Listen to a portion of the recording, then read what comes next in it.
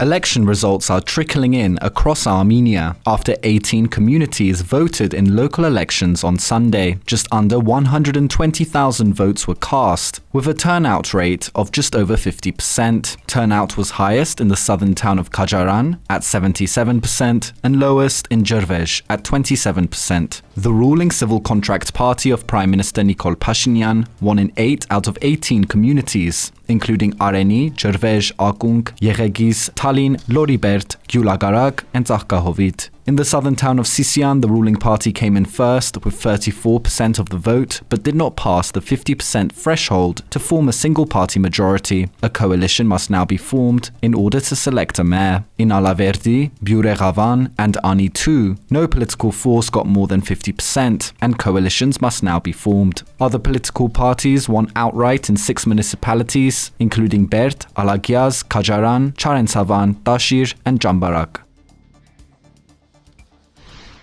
And Prime Minister Nikol Pashinyan is set to meet today with French President Emmanuel Macron at the Élysée Palace in Paris. Pashinyan described the upcoming meeting as a chance to hold important negotiations with Macron. Meanwhile, the Secretary of the Security Council of Armenia, Armen Grigoryan, is traveling to Washington, where he will hold a number of working meetings with US officials. No other information about Grigoryan's itinerary was made immediately available.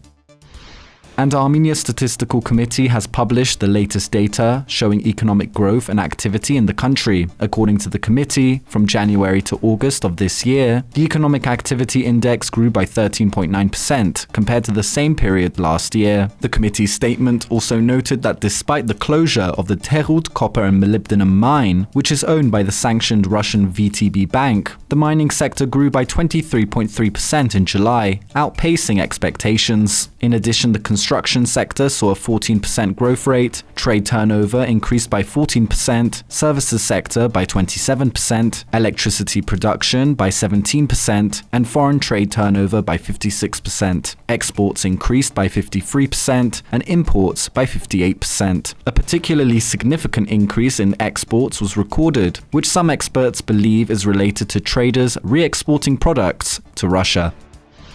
And finally, the Azerbaijani government has asked the European Court of Human Rights for additional time to provide complete information about Armenian prisoners of war. This was reported by the Office of the Representative of Armenia on International Legal Affairs. In response to a number of requests submitted by the Armenian government to the European Court to apply an interim measure against Azerbaijan, the Azerbaijani government has asked for additional time to provide information about POWs. The request was granted by the court, and the new deadline set for Azerbaijan is September 29th.